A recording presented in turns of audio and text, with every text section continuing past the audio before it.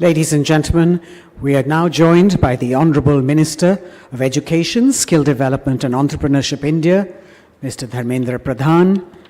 And I'd like to request the head of B20 India Secretariat and the DG of CII, Mr. Chandrajit Banerjee, to please welcome them on stage. We are also joined by Mr. Atul Keshup, the Senior Vice President, U.S. Chamber of Commerce and President, U.S. India Business Council.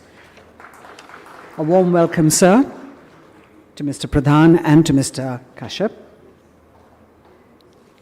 May I request Mr. Banerjee now to please welcome our guests.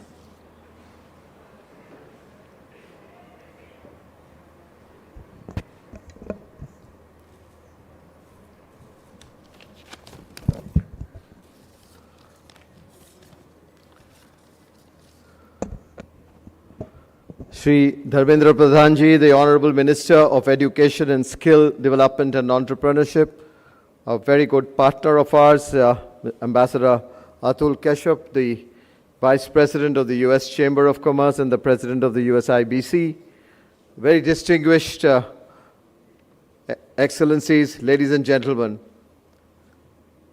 This morning, the Honourable Prime Minister of India, Shri Narendra Modi ji, addressing the scientists we've seen who were responsible for putting India onto the moon. And he said that the new India will provide solutions to the big problems of the world in the 21st century. Today, the entire world is witnessing and accepting the strength of India's scientific spirit, our technology, and our scientific temperament. I just, when I was seeing that, I noted this down for this session especially, because I thought that it is so much relevant for this session and this context. It's a really pleasure, it's an honor and a privilege to welcome one of India's most dynamic and proactive ministers, Shri Dharmendra Pradhanji, to this very important B20 summit. As we enter an era of digitally driven knowledge-based economies, education and skill development, they're going to drive our national competitiveness. And it is in this context that Mr. Pradhan has always talked to us as to how we could really take this forward as a mission with Indian industry and our Indian industry's partnership with the rest of the world. Honorable Minister, under your leadership, we have seen great progress in these areas that I just mentioned about, and your vision that resulted in the introduction of the very transformational and game-changing new national educational policy in 2020. And there's been many discussions off the stage in our bilaterals and other meetings with the overseas visitors, especially today, with many countries. And the forward-looking policy of yours provides the youth of our country on an opportunity of education that is in line completely with the needs of both global and Indian economy, and also makes education, sir, if I may say, inclusive and accessible. We have seen great strides also being made in the field of skill development, and the proportion of the total workforce today having received vocational training, formally or non-formally, having increased we say threefold since the last just a few years, 4 years if one can say. And India has today a phenomenal population of young people, and we talked about that again over the last 1.5 days, 29 years. It was mentioned over and over again, more than 65% of India's population in the working age group of 15 to 64. All of this we heard so much during the day. So today in this session, what we would be talking about is aligning education to these emerging imperatives and how we collaborate with the rest of the world and work together. Honorable Minister, to conclude, you were just hearing one of our chairs, Shobna was talking to you, given the global importance of education and skilling, how the task force that was formed on future of work, skilling and mobility within the B20 framework deliberated on skilling, reskilling, upskilling. And of course, we have We have a lot to understand from you as to how do we align and take advantage of also your vision. With those words, Mr. Minister, I welcome you once again to this B20 summit, and it's indeed an honor and pleasure that you are giving us this time. Ladies and gentlemen, please join me in welcoming Mr. Dharmendra Pradhan.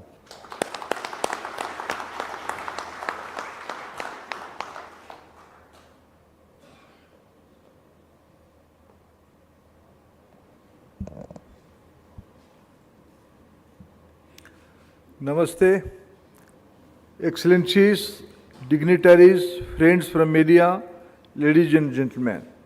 I am delighted to be here to share my thoughts on the theme Aligning Education to Emerging Imperatives.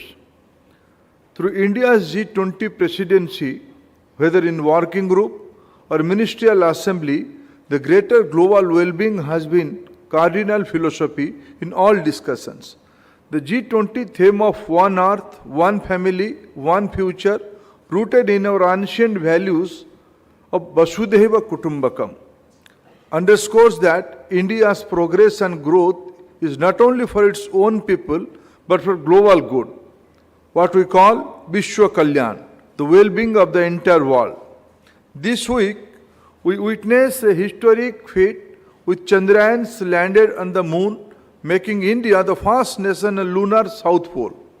As we rejoice in this achievement, the Honorable Prime Minister Shri Narendra Modi ji articulate the inclusive and collaborative spirit of our aspiration when he said, "The success belongs to all of humanity and not just India." He said, all countries, including from the global south, can now aspire for the moon and beyond. Friends, India's strength is its democracy, demography, and diversity. Based on this, we are making rapid progress in a range of areas, especially in 4 dynamic sectors of energy, agriculture and food, security, medicines and healthcare, and digitization. In an era where the urgency of addressing climate change looming large, India's commitment to achieve net zero emission by 2070 and source 50% of its energy from renewables by 2030 is undeniably a bold step. We wish to showcase a model of sustainable development for the entire world, especially for the emerging economies. When the global discourse is sustainability is often met by the posturing, India is willing to take a clear stand. We are ready to walk the talk.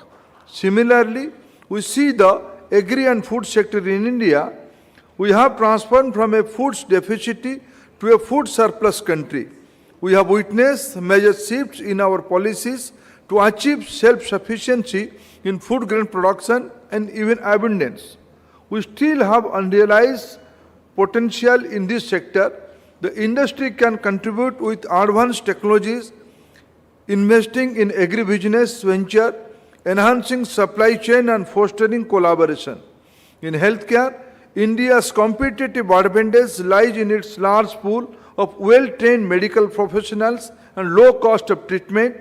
Besides, India's pharma sector is doing exceedingly well, with exports reaching 25.3 billion. India's drug and pharmaceutical products export also grew by 125% in last 9 years. India exports medicine to around 200 countries, territories, and accounts of 60% of global vaccine production, making the largest vaccine producer in the world. Further, India has supplied over 298 million COVID vaccines to around 100 countries across the globe under the Vaccine Maitri initiative. India's achievement in digitization has been substantial. The transformation brought about by initiatives like UPI and Aadhaar has improved governance and also created a vibrant innovation ecosystem. India in 2022 accounted for 46% of global real-time payments. I mention all this to drive home the point that India is future ready. As a student of global public policy, I can visualize how India is poised to drive the global growth. India's macroeconomic fundamentals are very strong. Despite global headwinds, India is among the fastest growing economy in the world. From one of the fifth most fragile economy a decade ago, India is now the fifth largest economy, with potential to become the third largest economy in next 5 years. The key to realize India's potential is working on the human capital through knowledge and skill for the workforce. Education is the mothership, so to speak, that will drive all growth. I take pride in handling education and skill development and entrepreneurship ministry today. As a knowledge civilization, India carries a natural reservoir of talent in its DNA. India is witnessing a path-breaking scenario in skilling and entrepreneurship. Today, we have the third largest startup ecosystem and over 100 unicorns. Not only the metro cities, India's innovation and startups are being driven by Tier 2 and Tier 3 cities and towns. By strengthening educational institutions and incubators and accelerators, we are cultivating a skilled workforce and harnessing India's demographic dividend for innovation. India is having education partnership with major countries of USA, Australia, Japan and Europe, where India's talent pool is recognized and eyed for under the Initiative on Critical and Emerging Technologies, ISET. India and USA have a roadmap for enhanced collaboration in high technologies area. The Quad Fellowship is an initiative of the Government of Australia, India, Japan and United States, which is designed to build ties among the next generation scientists and technologists. Under the leadership of Prime Minister Narendra Modi, we have formulated a National Education Policy 2020 which prepares our students for 21st century. The NEP is rooted and futuristic.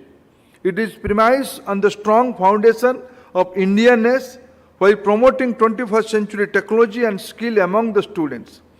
We are integrating skill in school education from Standard 6 onward. There is a strong focus on learning in mother tongue to ensure strong conceptual understanding and learning. Between 3 and 23 years, we have a population of 523 million, out of which about 68% are enrolled to informal system. We are targeting 100% enrollment in knowledge ecosystem in schools, skill sector and higher education. With NEP, we are imparting cutting-edge skills and knowledge in students, including courses in coding, AI, semiconductors, drone technologies. National Research Foundation is being established to seed, grow and facilitate research at academic institutions. Industry academia linkage with provisions for co-founding are being strengthened. The focus is to make India an R&D hub, not back-end office for companies. We acknowledge that among with our IITs and NITs, Center of Excellence in universities and other higher education institutions can better drive research and innovation. With ambitious mission in emerging technologies like India Semiconductor Mission, National Quantum Mission, the government is making concerted efforts to ensure not only ease of doing business but also ease of doing research. We strongly believe that India is a huge laboratory for global good. The 21st century being a knowledge century, we are sure that new technologies will be a harbinger of a new order. With a vast talent pool, India is at the forefront of shaping this new order. As leaders of industry and business, you may take a call in building a realistic partnership with India. As I understand, you will always like to have a guarantee of stability and certainty. For the growth and excellence of business, this can well be ensured in India under Prime Minister Modi, if I may say so, the incredible Modi guarantee. Friends, business and education share a symbiotic relationship. The realm of business needs a workforce equipped with knowledge, skills and innovation, while educated and skilled workforce needs industry and business for their employment and knowledge application. Let us build a vibrant interface between knowledge sector and industry to secure a global good. Friends, we as a nation have set out our journey to become a fully developed country by the centenary of our independence in 2047. As we embark on this mission, We count on your support. Thank you, friends.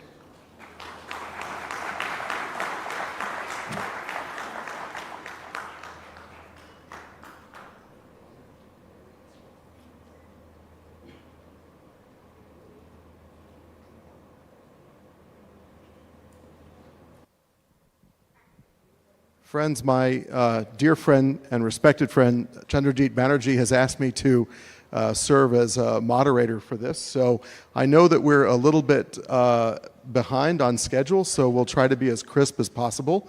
Let me begin by extending the very warm greetings of the President of the United States Chamber of Commerce, Suzanne Clark, to you, Honorable Minister, to you, CB, dear friend, and to everybody in the hall. This is a marvelous gathering and truly inspirational. What I really loved about the Minister's remarks is how forward-leaning they are, how compelling they are in terms of India's vision of not only its obligation for its own citizens, but frankly for the entire world. But friends, we all know that about Minister Pradhan. I was very fortunate to go to the G20 skilling event that he hosted in Bhubaneswar in April. It was a marvelous event, and I commend you, Minister, for all of your leadership. Thank you very much. We are at the point of the meeting where we will call on a few people for interventions and questions, but I'd like to start with CB, sir. Would you like to ask the first question? I get a lot of opportunity to ask questions and get ideas from the Honorable Minister, but when he speaks, there are always many thoughts that comes to one's mind.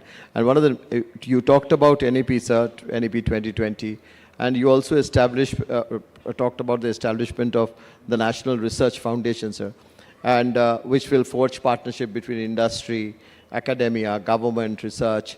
What are your thoughts on how it will help Indian institutes engage more, get engaged more globally, more into public research?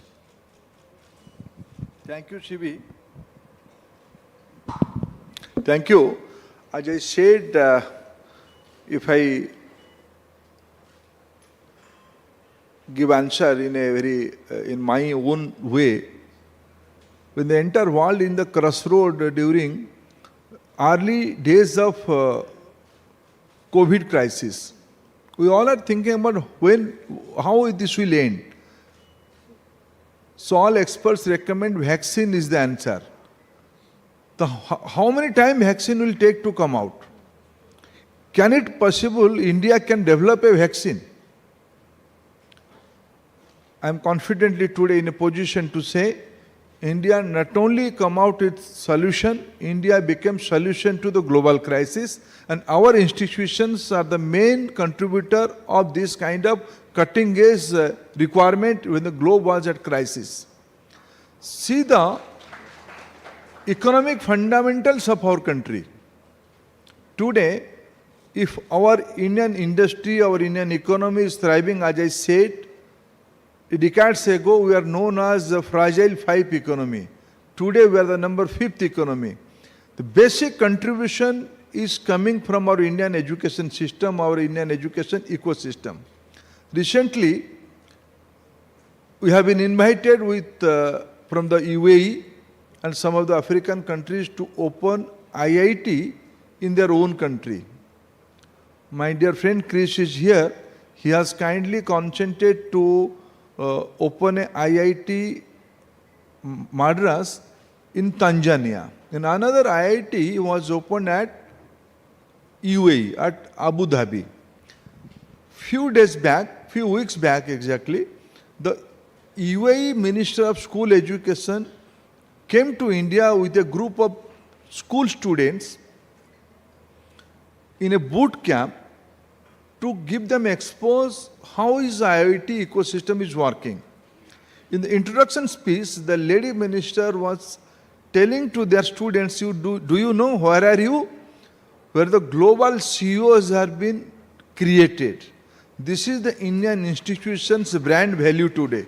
Whether it is IIT, IIM, NITs, or Tier 2, Tier 3 institution of our country.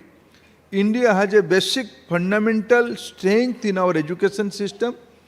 I can visualize today I have quoted 2 of the prominent types from our side. ISET and Quad fellowship. These are the sign and symbol of global community reliance and faith on our Indian education system. With instruments like NEP and NRF, and with cooperation from our Indian industry, I can visualize a bright future of Indian education system for global well-being.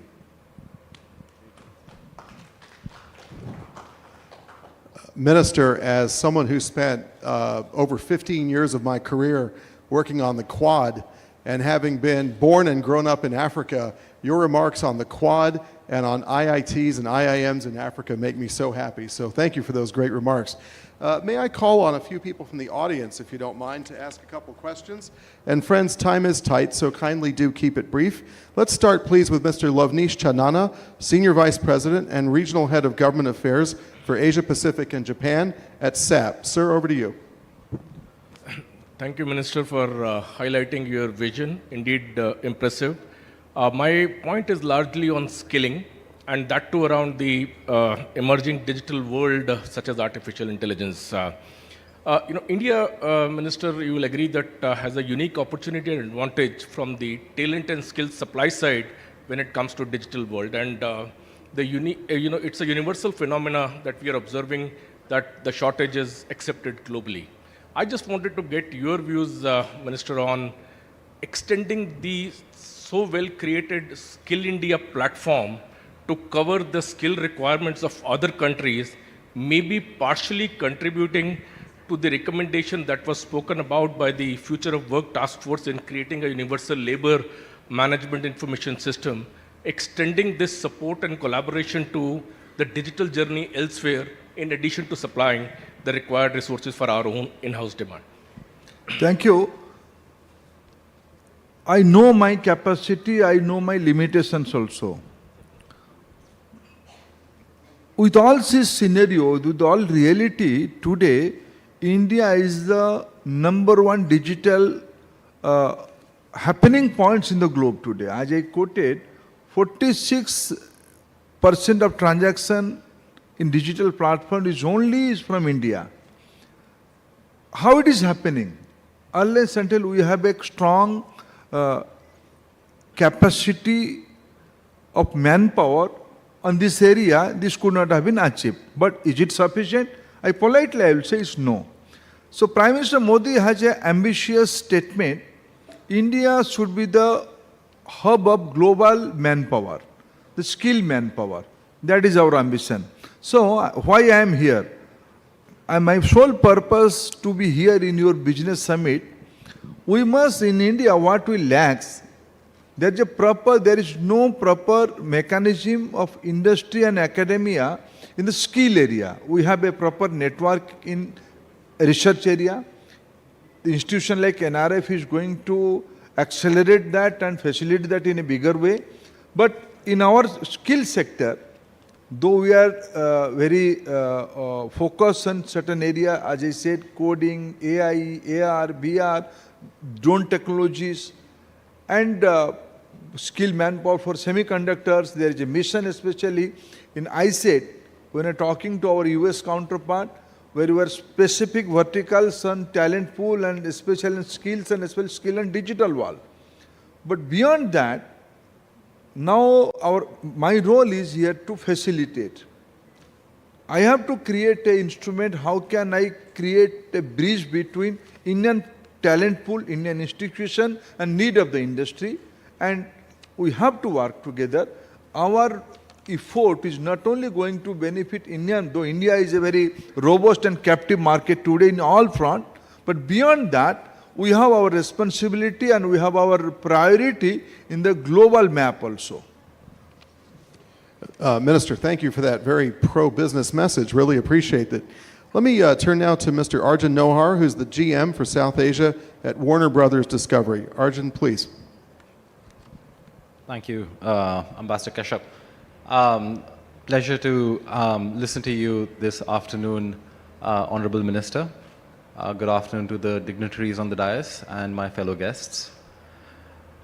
I'm happy to talk about the ever-evolving media and entertainment industry which is deeply intertwined with today's theme on skilling. This industry has undergone a seismic shift in recent years, necessitating a dynamic workforce equipped with new age skills and a keen understanding of technology's role in shaping narratives. This sector has transitioned from traditional formats to immersive virtual experiences, offering boundless possibilities. It highlights the importance of educating our workforce, not just in conventional arts, but also in digital realms, data analytics, and UI, UX design.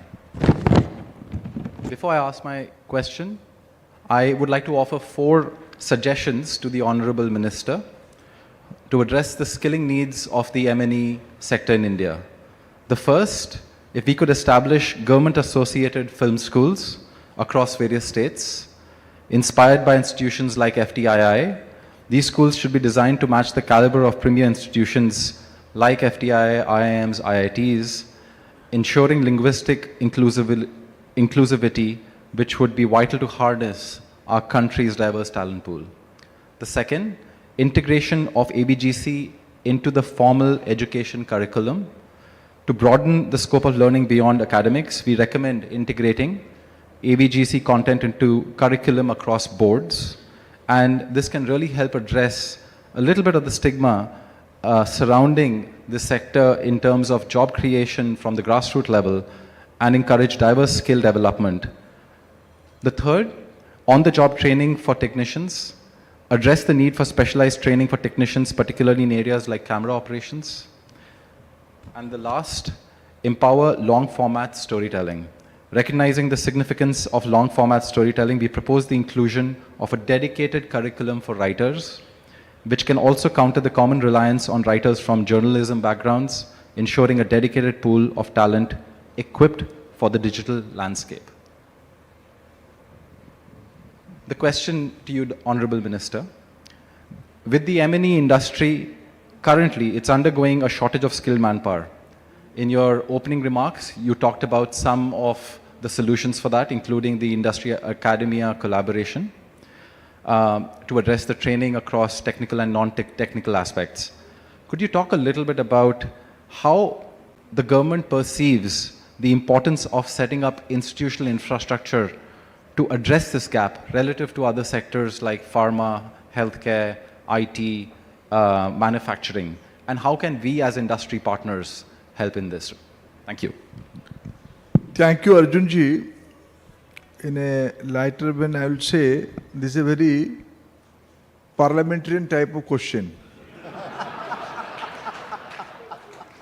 He gave 4 suggestions and put 3 supplementaries.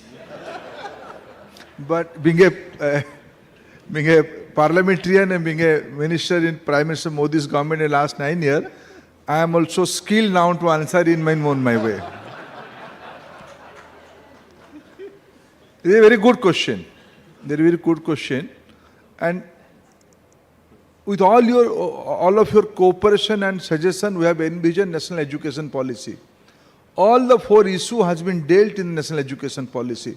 For the first time, we gave permission to institutions to go for multidisciplinary. There is no fixed thing. Now IIT are envisioning liberal arts center in their own campus. Now normal general universities are now opening undergraduate course in AI. Again, I am going to quoting my dear friend Chris institution, IIT Madras, IIT Chennai. On online platform, they have created a course, BSc Data Science. This is a very qualitative and Chandruji, I can say they have taken inspiration from your TCS Ignite. From there, I have analyzed both the scheme. There's a little bit blend of both the things. So this multidisciplinary and flexibility to the institutions. There are 1100 university equivalent institutions in our country. Around more than 3000 quality autonomous colleges are there. These around 4,500 institutions are free to envision according to the market need their own course curriculum and certificates. They are free. The government of India has unbundled the sector in one stroke in the NEP. Number two, we have to how to create more values in this area. How to train, how to. If I cite another example, in India, in the NEP, for the first time, we are giving primacy to the early childhood care and education, ECC. We are going to formalize the education. Previously, the underprivileged people are taken care by Anganwadis, and the affluent people are sending their kids to play schools. Now, from this year, Government of India has implemented the first cohort from the age group of 3. The new education policy will provide education to them, to kids. What are the curriculums? Curriculum is storytelling. Curriculum is song. And India is lot of capacity of, India is a story. India is an idea. If you go to every village, I am telling you, there are 6 lakhs villages in India. Every village there is a story. There is a hero, there is a mythology of the village, there is a positive thinking in the village. This all has to encourage in the new education policy we have envisioned. India is changing according to the need of the globe, but one gap area, industry has to handhold. We don't know. Today I am candidly admitting one fact in front of all of you. Our education institutions are very qualitative, very full of lot of talents, but somehow due to lack of network between industry, academia and policymaker, what is the trend of the world? We don't know. Wearing few IITs and quality institutions, lot more institutions go on a very conventional way. If industry will handhold them, industry will put the requirement in front of them, more interaction will be there, then only they can create the desired courses. So here I appeal to all of you in your respective area, by next 25 years in the Amrit Kal, what we have to do? We have to analyze our future. First, energy. In the next 25 years, what kind of energy is expected to be in our country? In the sustainability era, what kind of quality energy we are envisioning? What is its academic aspect? What is its applied aspect? All these things has to be converted to the curriculum, and our education institution quite capable to convert, percolate and trickle down to the students' community. This linkage is more important, and happy with this very elite club you have invited a knowledge stakeholder. Thank you.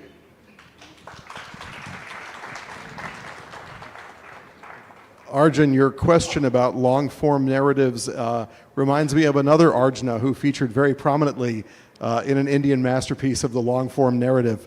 Thank you so much. May I call now on Ms. Penny Burt, who's the head of Public Policy and Government Relations, Asia Pacific for Stripe. Penny, over to you. Ambassador, thank you so much for the opportunity. And Honourable Minister, thank you for your presentation today. And let me join others here in warmly congratulating India on its excellent G20 year and say how delighted we are to see the strong focus on innovation, growth, inclusion and sustainability. Thank you. I will keep my question to a shorter than parliamentary length, Arjun, for the Minister, given the time we have available. As an innovative global fintech, Stripe, like many others here today, is very focused on how we best make the value of the global digital economy accessible to all. And as you've spoken about today, India has been so successful in building its digital economy and actually in creating access and equity for all. Across the work of the B20 task forces, we've seen many recommendations on ways of enhancing the digital economy. Today, I actually wanted to ask you about a very specific recommendation that we think is going to be crucial to the future of the digital economy. And that is the recommendation for the adoption of global minimum digital literacy standards. I'd love to hear from you, Minister, today, as I'm sure we all would, how India might move that forward in the G20 as an initiative, and most importantly, what role businesses can play in supporting both the development of those standards and, of course, in the future, what sort of partnerships we can forge with government to deliver against those standards through digital skilling, upskilling and reskilling. Thank you, Minister.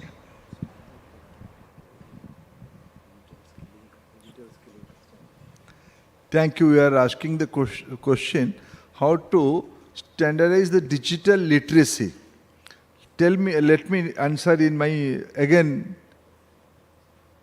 according to my understanding. I am a political activist. I have to tour to countryside in every week. Whenever I visit in any part of the country in the rural area, in the last few years I am observing a new trend.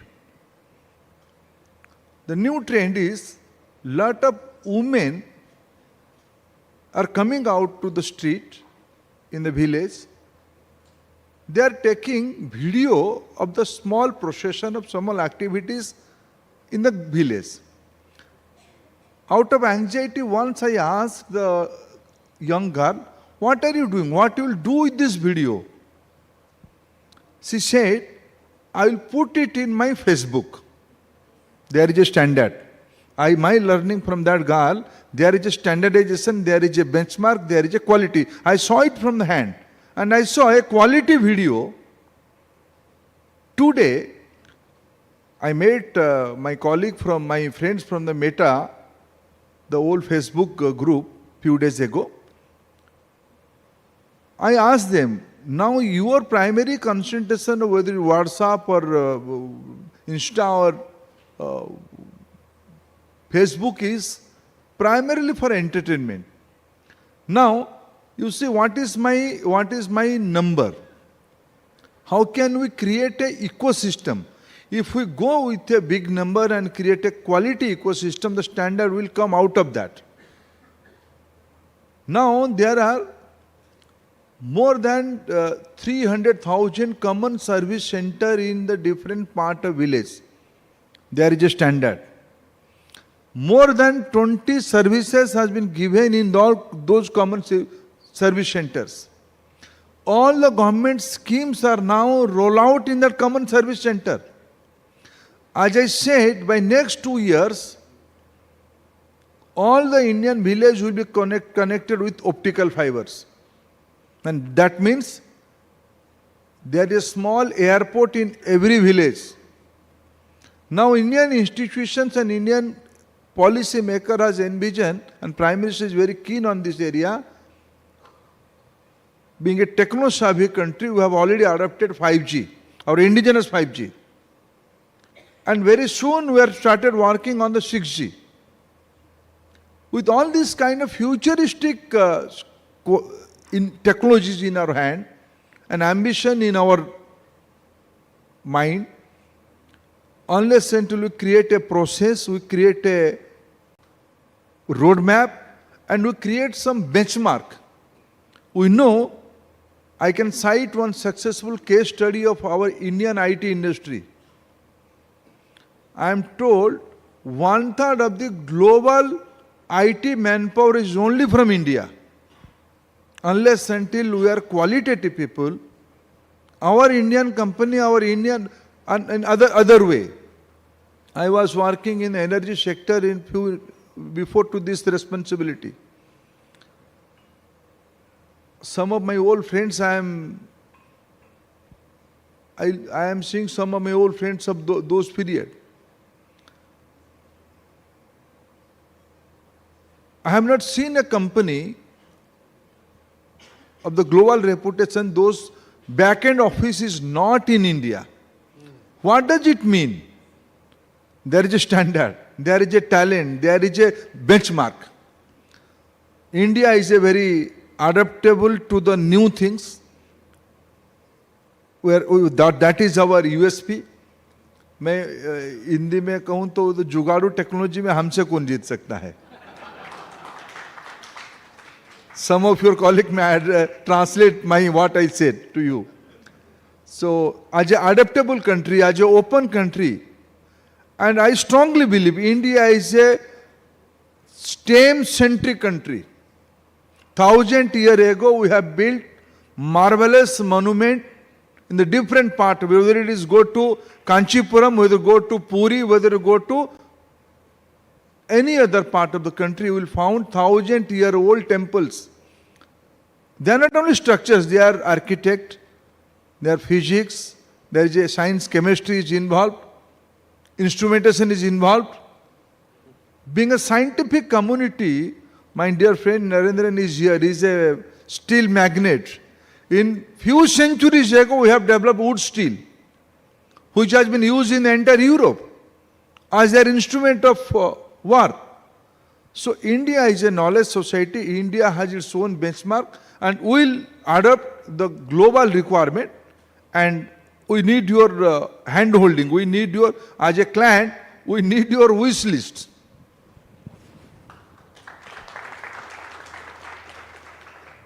Friends, we are over time, so thank you very much for all of those questions. Really appreciate the observations. I'll wrap this up by saying just a couple things. Number one, how much we appreciate Minister Dharmendra Pradhan for giving so generously of his time and giving such keen observations. It is clear that under his tutelage, the effort to transform India into the shining future that we all hope for is certainly well underway.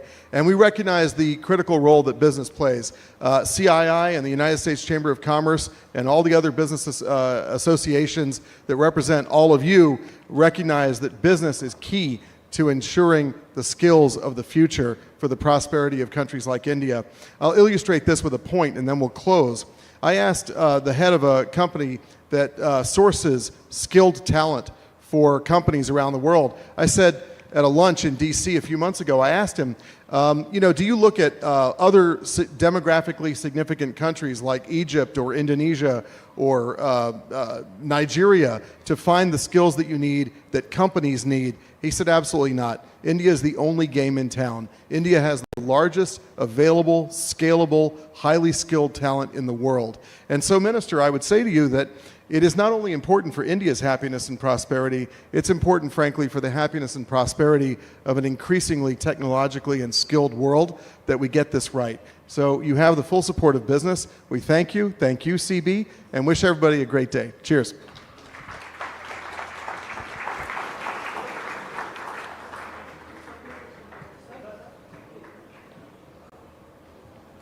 Thank you very much, Honourable Minister, sir. A photograph for posterity. Thank you, Mr. Banerjee and Mr. Kashyap. Ladies and gentlemen, we quickly move into our next session, which is sustainability and development imperatives and the role of standards.